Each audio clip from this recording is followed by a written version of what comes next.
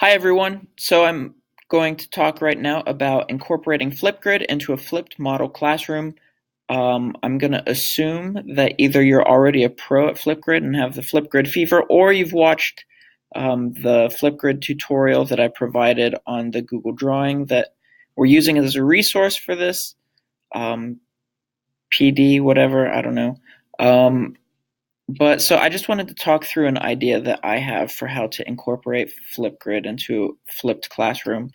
Um, this is my teacher asking teachers Flipgrid, or just grid, I guess. Here's flip codes, whatever, if you want to hop on, add videos, troll me, whatever. So the idea that I had about how to do this most effectively, I'm going to just go ahead and create a new topic, and it's just going to be, well, I copied a video that I want to use for it, but I don't remember what the video is, so I need to figure out what that is real fast. So I'm going to scroll down just to the YouTube part. I'm going to enter the URL to the video next, and it is about Screencastify, which is a great screen recording tool. So I'm just going to click add there. That's going to actually function as my video lesson for this Flipgrid topic. And then, so Screencastify tutorial for teachers will be my title, and then my topic, or topic tip, I'm sorry, will be make sure you have it installed.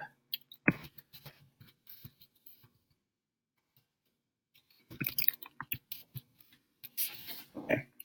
I'm going to allow people to record for about 30 seconds. That's usually a pretty good time, actually. In the past, I've given my students a minute, and I've said I'd like you to take up at least 30 seconds, and they get maybe 20 seconds.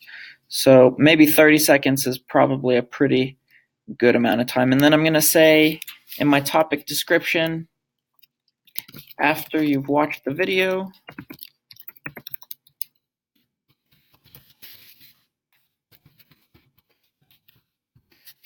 let's see, I don't know, talk about how you might use Screencastify in your classroom.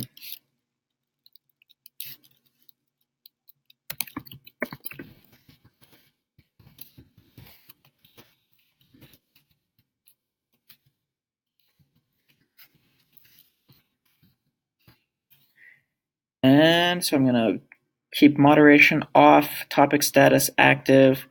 And then respond to 2 or more peers. So just record a response to 2 or more peers about their ideas. So leaving it broad there on purpose. You could be more specific about what you want. Obviously, this would come after a lot of front loading about how to provide feedback to peers. Okay, so I've got that there.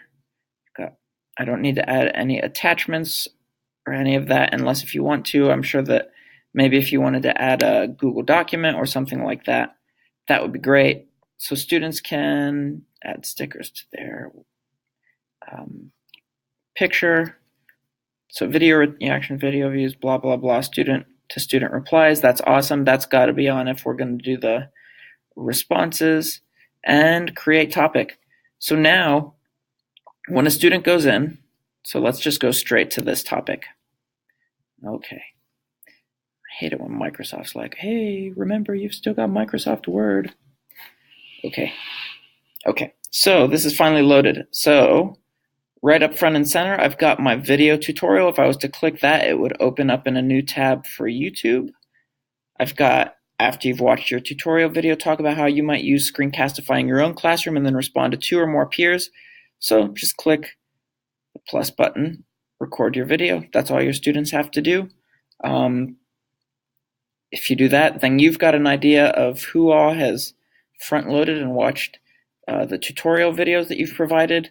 There's just a little bit of student-to-student engagement. And then students can just, discuss questions that they have in that video as well. All right. Thanks, guys. Catch you later.